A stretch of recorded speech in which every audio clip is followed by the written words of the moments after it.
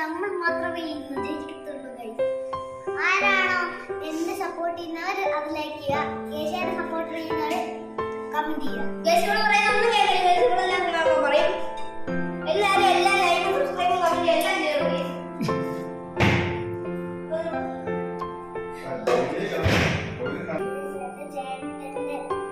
കാല് പിടിച്ചിരിക്കുകയാണ്, അതുകൊണ്ട് നമ്മൾ വീഡിയോ അതിന്റെ പാട്ടൊരു